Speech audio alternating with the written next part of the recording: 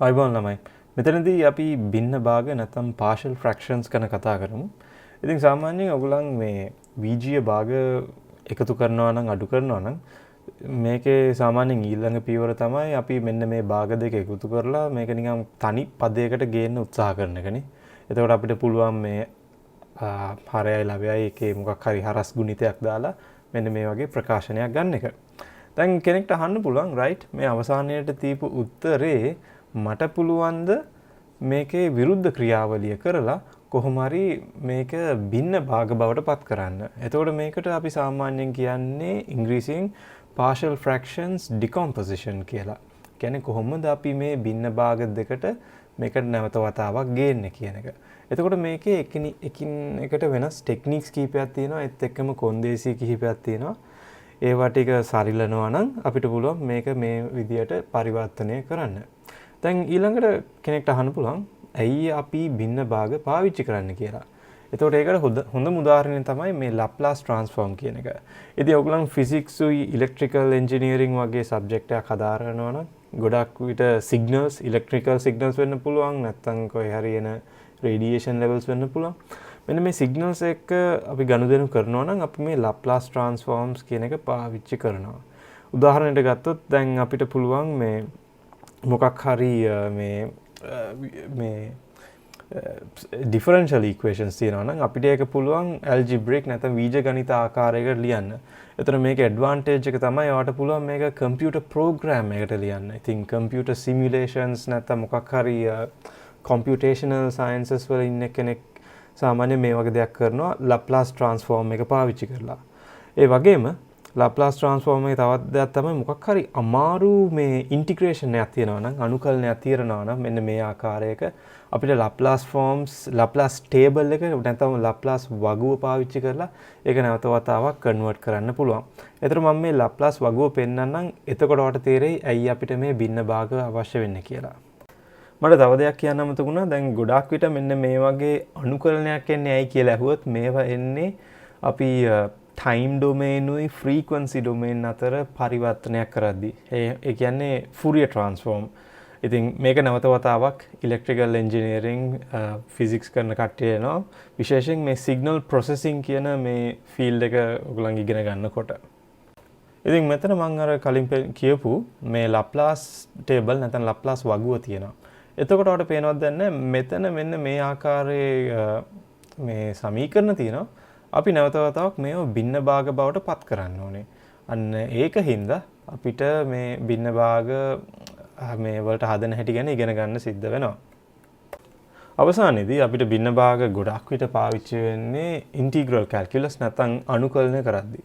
ඉතින් හිතා ගන්න බලන්න මෙන්න මේ වගේ ගාණක් තියෙනවා.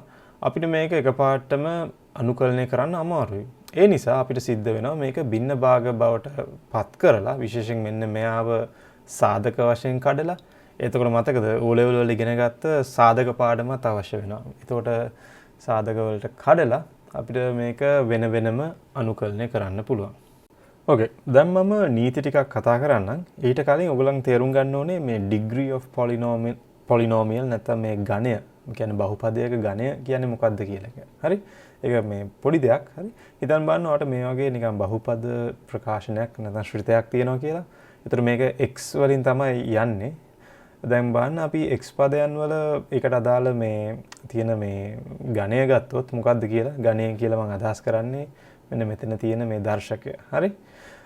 එතකොට ඔයාලට පේනවද දන්නේ සමහර 5යි 3යි 2යි ඒත් එක මෙතන x තියෙන්නේ. නමුත් අපි ඒක දන්නවා x කියන්නේ x වල පළවෙනි බලය. ඒත් එකම මෙතන x නැහැ කියන්නේ ඒක එකයි කියන එකනේ. ඒ කියන්නේ x වල බිඳුවෙනි බලය දැම්මොත් ඒක අනිවාර්යයෙන්ම එක වෙන හින්දා ඒක එතන තියෙන x පේන්නේ නැහැ. හරි?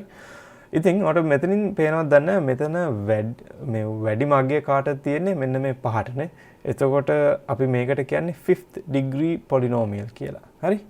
ඒ වගේම තව උදාහරණයක් ගත්තොත් මෙන්න මේ වගේ වරහන් ආශ්‍රිත ප්‍රකාශනයක අපිට මේ x මෙහෙම ගුණ කරලා අපිට ඇත්තට මේක ප්‍රසාරණය කරොත් අපි දන්නවා x වල තියෙන වැඩිම ඝණය වෙන්නේ 3යි කියන එක. එතකොට මේකට අපි 3rd degree කියලා අපිට නමක් දෙන්නත් පුළුවන්.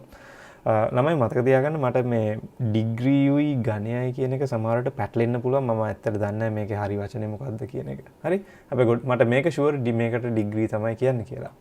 ඒ වගේම තව උදාහරණයක් ගත්තොත් මේ වගේ වරහන් ඇතුලේ නමුත් මේකේ බලය 4යි. හරි. කියන්නේ මේක 4 වතාවක් මේකෙම ಗುಣ වෙන්න ඕනේ. එතකොට අපිට හිතා ගන්න පුළුවන් x වල තියෙන x ප්‍රසාරණය කරොත් මෙන්න මේ ප්‍රකාශනය අනිවාර්යයෙන්ම x ට තියෙන පුළුවන් ඝනය වෙන්නේ 4යි. ඒ කියන්නේ මේක 4th degree polynomial එකක් කියලා. දැන් අපිට degrees ගැන අදහසක් තියෙනවා. ඊට පස්සේ මම කියන්නම් එන කොන්දේසි මොන වගේද කියලා. දැන් අපේ භාගයේ මොන වගේ තියෙන්න ඕනද? දැන් ඉස්සෙල්ලාම මම හරයයි ලවයයි මෙතන වෙන් කරලා දාන්නම්. දැන් ඉස්සෙල්ලාම අපි ලවයේ මේ ඝනයට මම degree of ලවය කියලා දානවා. ඒත් එක්කම හරේ ඝනයට degree of හරය කියලා දානවා. හරි. එතකොට මේකට මම පාවිච්චි කරන සංකේත වෙන්නේ x වල ලවය සහ x වල හරය. දැන් අපි පළවෙනි උදාහරණේ තමයි මේ x වල ලවය මේ x වල හරයට වඩා අඩුයි නම්. හරි. ඒ කියන්නේ මේ උඩ ඉන්න එක්කෙනාගේ ඝනය මෙතන ඉන්න එක්කෙනාට වඩා අඩුයි නම් අපිට වෙනම නීති ටිකක් තියෙනවා. ඉතින් ඒකේ පළවෙනි නීතිය තමයි මේ fx මෙන්න මේ වගේ ස්වභාවයක් ගන්නවා නම් ඒ කියන්නේ මේ වගේ සාධක තියෙනවා නම් x ධන 1. ඒ කියන්නේ x වල පළවෙනි ඝනය. හරි.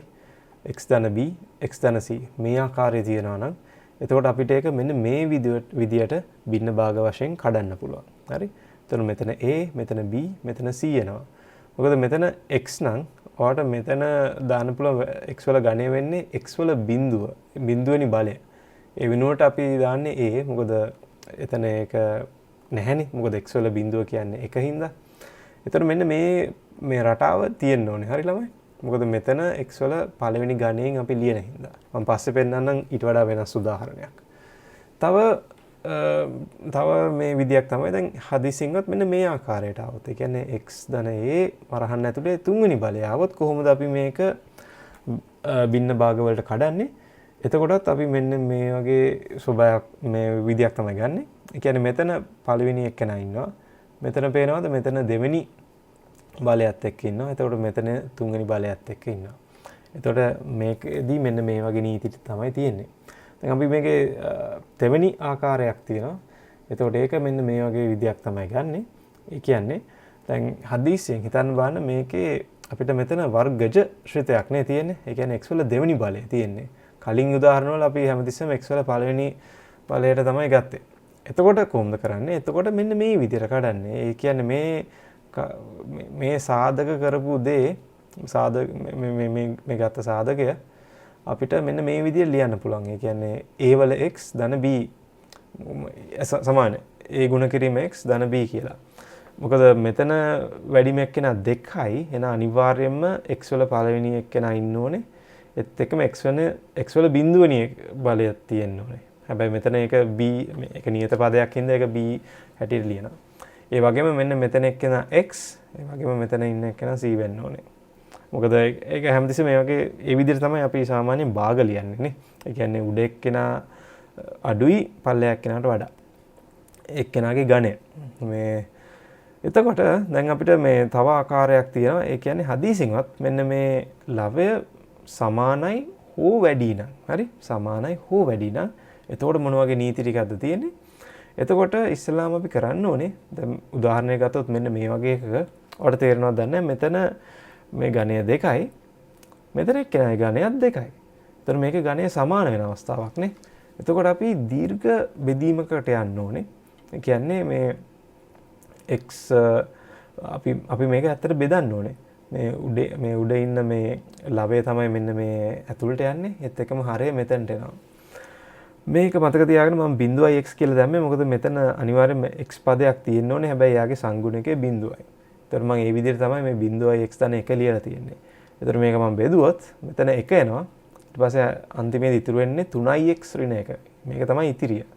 ඒතර මේක නැවත වතාවක් මම ලියනවා නම් මේ ගත්ත 1 මම මෙතන දානවා. හරි? ඊට පස්සේ මේක තමයි මම මෙතන දාලා තියෙන්නේ. ඒ වගේම මෙතන හිටපු 3x ඍණ 1 මම මෙතනින් ගත්තේ. ඒ වගේම මෙතන x වර්ගය ඍණ 3x ධන 2 එයාව මම ගත්තේ මෙතනින්. ඒතර මෙහෙම දාලා තමයි මම මේ ප්‍රකාශනය නැවත වතාවක් ලියන්නේ. එතකොට අපිට අර කලින් පාවිච්චි කරපු නීති ටිකම මෙතන ඇප්ලයි කරගෙන යන්න පුළුවන්. අපි ඇත්තට මේ නීති ටික ඇප්ලයි කරන්නේ මෙන්න මෙතන ඉන්න කොටසට විතරයි. හරි. මෙන්න මෙතන ඉන්න එක්කෙනාට විතරයි අපි බින්න භාග බවට පත් කරන්නේ. මෙයාව අපි ඒ විදිහට ලියනවා. හැබැයි අපේ ගණන් වල අපි මෙයාව අන්තිමට තමයි ගේන්නේ. ඒතර මෙන්න මේ කොටසට විතරයි මේ බින්න භාග බවට හරවන්න ඕනේ.